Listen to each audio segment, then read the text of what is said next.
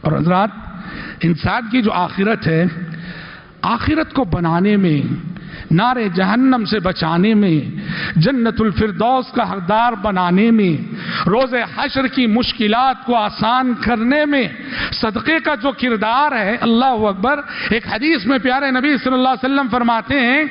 کل امرئ فی ظل صدقته حتی یفصل بین الناس۔ کل جب قیامت قائم ہوگی، سور پھونکا جائے گا، حشر کی عدالت قائم ہوگی، سورج سب کے سروں پر ہوگا، پسینے میں مخلوق شرابور ہوگی، تو آپ صلی اللہ علیہ وسلم نے فرمایا جب سورج سروں پر ہوگا، حشر کی عدالت میں سب پریشان کھڑے ہوں گے، اس دن جو سایہ ہوگا ہر انسان کو اس کے صدقے کا سایہ ہوگا۔ جس نے دنیا میں جتنا صدقہ کیا ہوگا اس کا سایہ اتنا گھنا ہوگا، اتنا کشادہ ہوگا، اتنا وسیع ہوگا، اور وہ اسی قدر قیامت کے دن کی چلچلاتی دھوپ میں چین سے، امن سے، راحت سے رہے گا۔ اب ہمارا اپنا اختیار ہے کہ کتنا صدقہ کر کے روز قیامت کی اس گرمی کے لیے ہم سائے کا انتظام اس دنیا میں کر لیتے ہیں۔ یہ کتنی بڑی چیز ہے جانتے ہیں؟ سورہ منافقون ہم پڑھتے ہیں،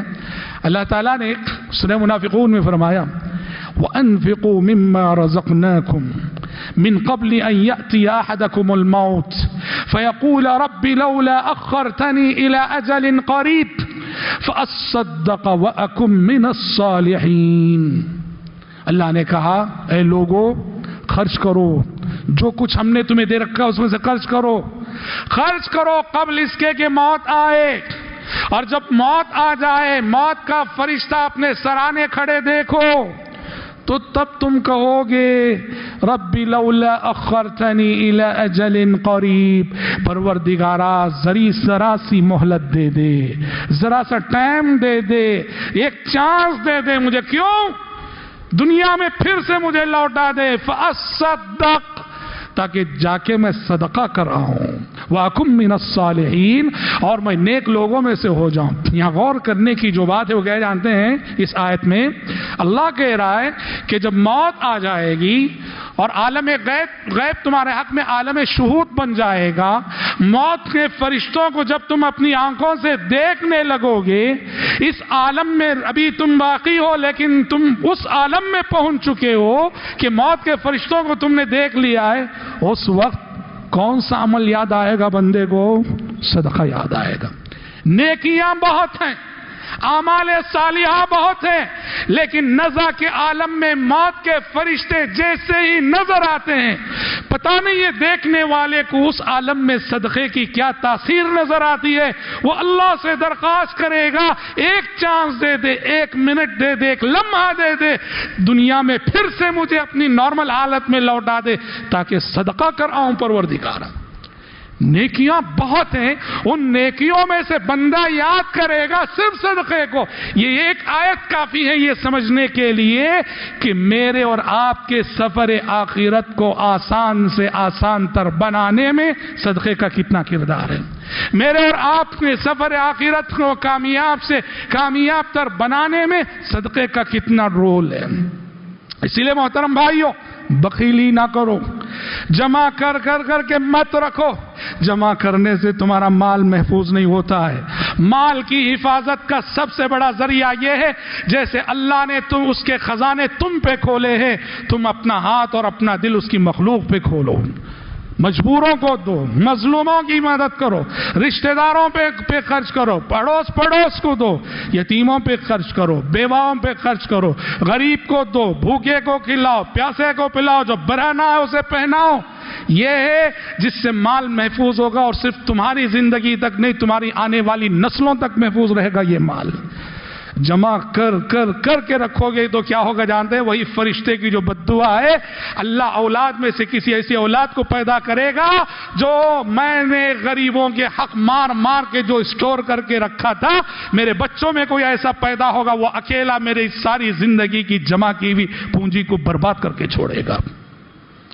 اس میں کبھی بخیلی مت کرو۔ اللہ کے راستے میں دینے کی بات آئے تو قدم پیچھے مت ہٹاؤ، اللہ کے راستے میں دو، دل کھول کر دو اور جی بھر کے دو اللہ کے راستے میں۔ آخرت اور آخرت سے پہلے دنیا میں صدقے کے کرشمے، آپ صدقہ کرتے ہیں غریبوں پر، یہ صدقہ دنیا میں آپ کی کتنی مشکلات کو آسان کرتا ہے، ہمارے کتنے مسائل کو حل کرتا ہے، کتنی آفتوں کو ٹالتا ہے، کتنی مصیبتوں کو ہم سے دفع کرتا ہے۔ پیارے نبی فرماتے ہیں صلوات اللہ وسلم علیہ، داووا مرضاکم بالصدقہ، آپ نے فرمایا حدیث میں داووا مرضاکم بالصدقہ، اپنے مریضوں اور بیماروں کا علاج صدقے کے ذریعے کرو۔ امام البانی نے صحیح الجامع میں اس حدیث کو حسن قرار دیا، اپنے بیماروں کا علاج صدقے کے ذریعے کرو۔ کیا مطلب ہے؟ بیماریوں کی شفا صدقے میں ہے، بیماریوں کا ایک بہترین علاج صدقہ ہے۔ آپ صدقہ کرو گے اللہ رب العزت آپ کو شفا عطا کرے گا، بس اس کے لیے ایمان چاہیے اور یقین چاہیے۔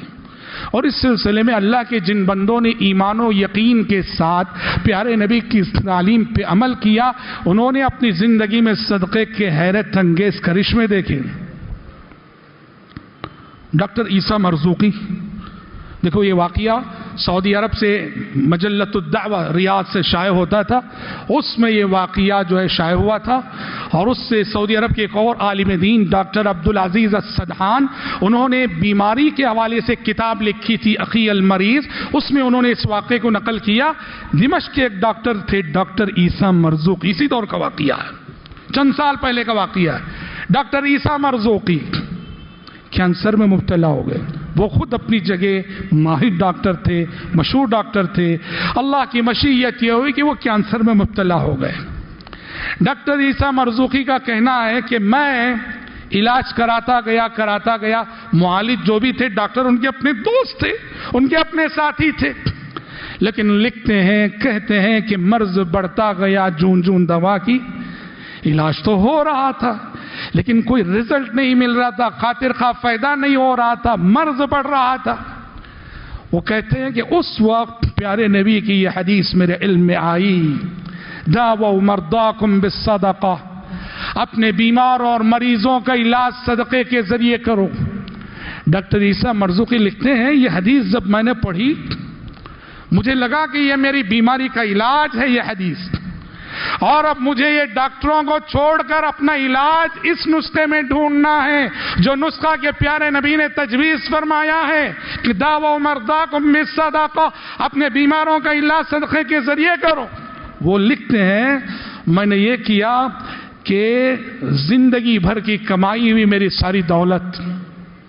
زندگی بھر کی کمائی ہوئی میری ساری پونجی، بس ضرورت بھر مال میں نے اپنے لیے اپنے بچوں کے لیے باقی رکھا، باقی جو ایکسٹرا ہماری ضروریات سے زائد جتنا مال تھا میں نے عزم کر لیا، ارادہ کر لیا کہ اب یہ صدقہ کرنا ہے شفا یابی کی نیت سے۔ لکھتے ہیں ایک بیوہ عورت تھی